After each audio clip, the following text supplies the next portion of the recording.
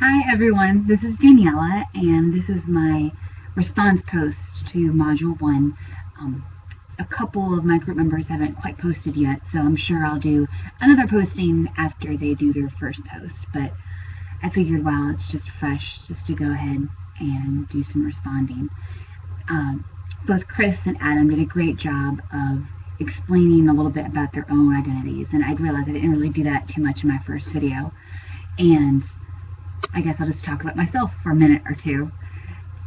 When I think about who I am and how I identify myself, I think of my go-to responses and why I use those go-to responses.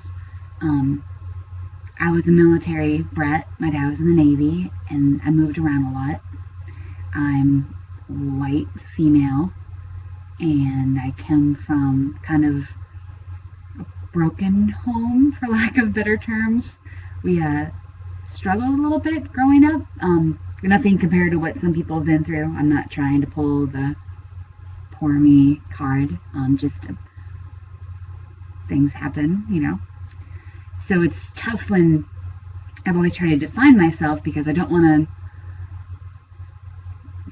to come off like pathetic or sad.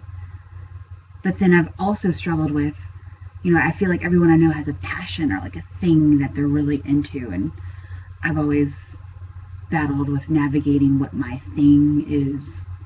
So, and avoid talking about my past and avoid talking about my thing, I've always kind of been stuck in the middle of what to describe myself as. And I think I've always used the campus dork was how I described myself in college, because I just worked on campus and all sorts of jobs, working my way through and such.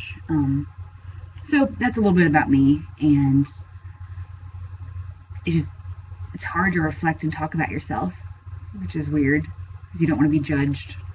And I think the chapters even talk about that, just the terminology that's used, and both in Adam and Chris's posts, there's a couple words that were used that are kind of trigger words. I think Adam used the word crisis. It's identity crisis. And you think of the word crisis, you think something's wrong, when really it could just mean transition. But we think transition, we think something's changing because something's wrong. So it's a weird cycle.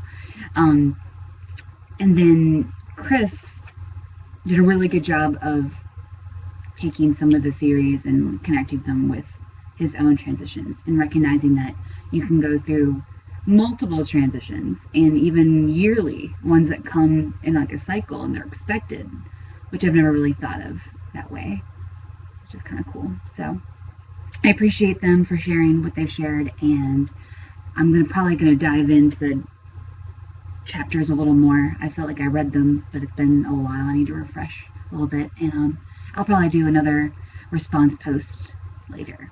So anyway, thank you guys.